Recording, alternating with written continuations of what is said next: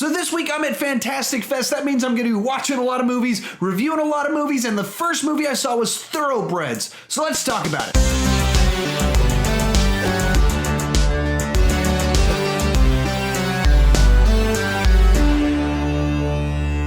Thoroughbreds is somewhat of a modern retelling of Strangers on a Train. Here, two high school girls who have known each other a long time start to rekindle an old friendship.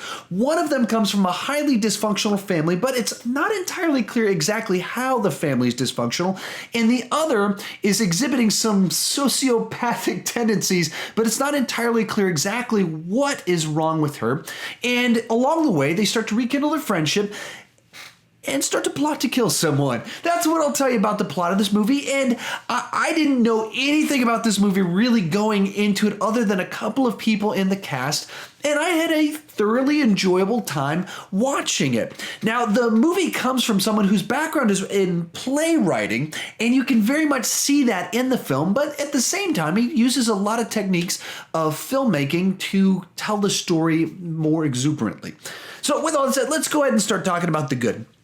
On the good side, I'll just start off continuing talking about the director, and the movie has a very distinct style and feel to it, and it very much is a mix of this background of coming from a play, of a story being told through the dialogue and through conversations and very limited numbers of sets and environments, only a handful of characters in the entire thing, but at the same time, there's a very strong use of sound, specifically like tapping noises. One of the key ones in it is like a rumble, I forget what it's called, like a rowing machine, that there's just this rhythmic sound pattern that repeats throughout the whole movie, and it ties heavily into the plot throughout the whole thing. But there's all these little things where he uses sound to build a sense of tension and unease and quirkiness and just very cool stuff, that very cinematic type things. He also uses the camera very nicely to kind of help you understand the environment you're in and the claustrophobia that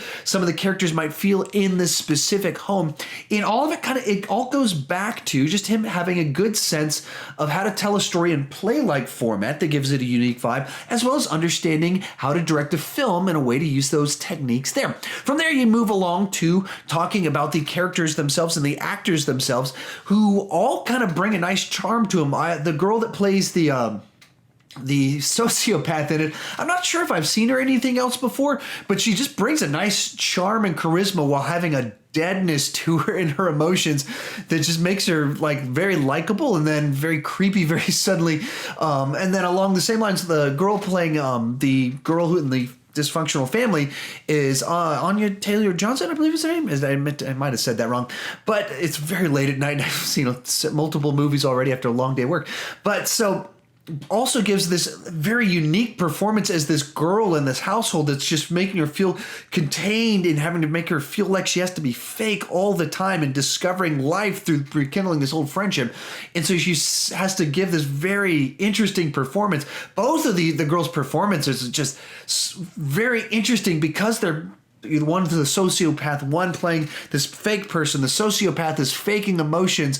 The one with emotions is faking emotions, and just the interplay of the two of them. And as the story goes along, the way they kind of shift roles and all pretty cool type stuff kind of going along with it. One of the cool things the movie does is it works really nicely in kind of your perspective on the situation and what makes someone a sociopathic type behaviors, and exploring perspective and showing the characters grow through their actions and what makes you what. There's some neat exploration of those types of ideas in it, kind of all throughout the film. Little reveals, little moments, kind of where it lands.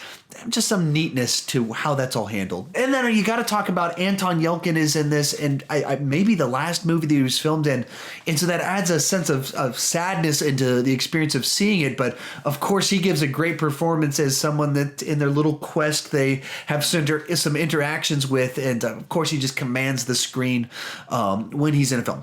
From there, let's move on to the bad.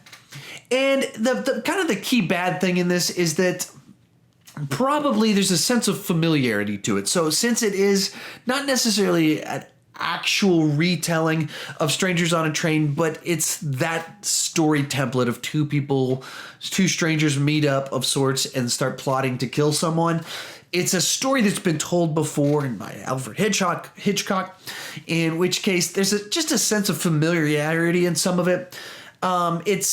They build it a little bit as a comedy, and it's not really laugh out loud comedy. It's quirky. There's certainly some laugh out loud jokes, but it's not like a laugh a minute type thing. So in that sense, it's not as funny as I was kind of expecting, or maybe it should have been. And then likewise, some of kind of where some plot points kind of go in it just didn't feel like they fully landed, or didn't go to the full depth of emotional payoff if you kind of wanted some of the ideas that it was kind of exploring in it.